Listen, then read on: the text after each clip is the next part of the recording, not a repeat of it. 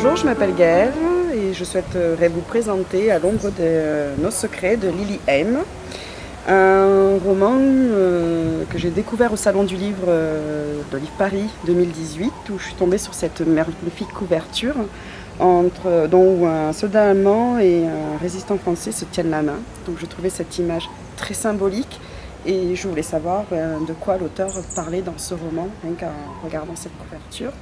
À l'ombre de secrets, on commence d'abord aux États-Unis, où Julien, 91 ans, a réuni sa famille pour son anniversaire, une très grande famille, et il décide de dévoiler un pan de sa vie qu'il tenait secret jusqu'à présent. Et donc l'histoire bascule à la Seconde Guerre mondiale. Donc tout le monde connaît l'histoire, donc connaît les faits de cette Seconde Guerre mondiale, mais Julien va raconter ce qui lui est arrivé et comment il a vécu la Seconde Guerre mondiale à cette époque. Donc Julien a 19 ans. Et va rencontrer en 1941 un soldat allemand dont il va tomber amoureux. Donc c'est une histoire d'amour entre deux hommes, sous fond de Seconde Guerre mondiale. Pour préciser le contexte, à l'époque, l'homosexualité était considérée comme une maladie.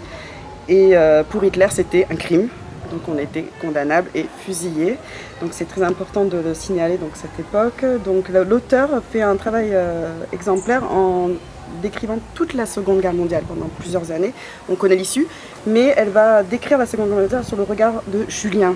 En fait, Julien qui un jeune homme au départ qui idéaliste, courageux, et va devenir malheureusement à ses dépens résistant. Chose qu'il n'avait pas prévue, chose qu'il ne voulait pas, et pour défendre sa vie, garder sa liberté, puisque où il habite c'est occupé par les Allemands, et pendant ce temps-là vivre son histoire d'amour compliquée avec Engel, le second personnage, le soldat allemand. Comment l'auteur a joué avec... Déjà sur cette histoire d'amour qui est compliquée, où elle dégage tout un tas d'émotions fortes. Donc c'est deux personnes qui doivent se battre pour leur vie. Donc, Engel qui doit jouer un double jeu, d'abord il doit accomplir des actes qu'il refuse, des actes innommables qu'il va accomplir pour sauver sa vie et surtout protéger. Tout au long de cette histoire, Engel va protéger Julien. Tout faire, déjà par amour, il va renier sa patrie et protéger Julien sur au péril de sa vie.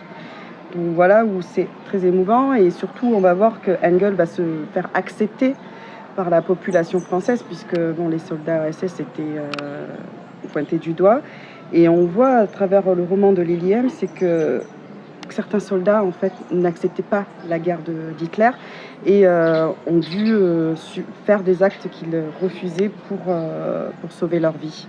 Donc ça c'est quelque chose que je trouve qu'elle rend hommage dans son livre, en fait, un côté qu'on ne montrait pas dans les livres d'histoire. Donc pour moi, déjà c'est un appel à la tolérance, déjà parce que l'homosexualité est encore très montrée du doigt à notre époque, un appel aussi où l'amour est plus fort que tout. Donc deux hommes qui vont à l'encontre des valeurs à ce moment-là, surtout à l'époque de la guerre, qui vont à l'encontre de la valeur pour l'amour, en fait, qui montrent que l'amour est plus fort que tout, quoi qu'il arrive, et qu'on reniera tout par amour. Voilà ce que je retiens beaucoup de ce livre.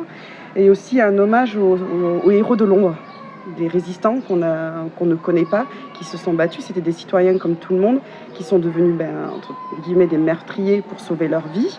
Il y a cet hommage-là que je retiens de Lily Haim.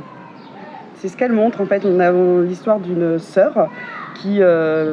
c'était des petits gestes du quotidien, mais qui ont marqué l'histoire, qui ont protégé des enfants juifs. On le voit, c'est un moment dans l'histoire. On voit aussi, un moment qui m'a marqué, c'est Engel, en fait, pour montrer qu'il n'acceptait pas cette guerre. C'est quand il faisait des actes de torture, il portait des gants noirs. Il a toujours porté des gants noirs pour montrer « je ne suis contre cette guerre ». Et il enlevait ces gants-là pour quand il allait rejoindre Julien après ses missions.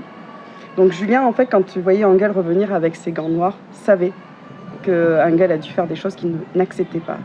Et il y a aussi cette après-guerre, en fait, les conséquences de cette guerre vis-à-vis de ces hommes et ces femmes qui ont subi, qui ont vécu et qui ont commis des actes assez... pas des actes de tous les jours, pour subsister. Merci. Et les conséquences surtout psychologiques sur eux, Parce que voilà, Julien et Engel ne s'en sortent pas indemnes de cette guerre, malgré l'amour qu'ils éprouvent l'un pour l'autre en fait. Et aussi les collabos aussi, parce qu'on oublie d'en parler, qui ont voulu aussi protéger leur vie et comment ils ont après été montrés du doigt après la Seconde Guerre mondiale. On montre ça, les résistants, et comme je précise, ont fait des actes meurtriers pour sauver leur vie. Est-ce que c'est pas l'amour qui a été le fil conducteur? Oui, l'amour est le fil conducteur de ce roman, l'amour, l'amitié, l'amour entre la famille aussi. Voilà, beaucoup d'actes héroïques par amour et pour l'amitié. C'est quelque chose qu'elle garde comme fil conducteur dans ce roman. Qu'est-ce qui vous inciterait justement à motiver les autres à lire ce livre? Qu'est-ce qui pourrait les inciter à lire ce livre? Pour deux raisons. Déjà pour replonger dans la Seconde Guerre mondiale, revoir la Seconde Guerre mondiale à travers le regard de Julien. Julien, voilà, qui vivait dans une ferme et qui se retrouve résistant malgré lui.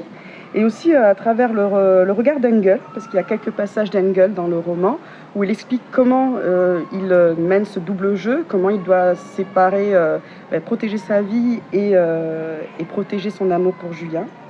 Donc voilà, ça permet de revivre.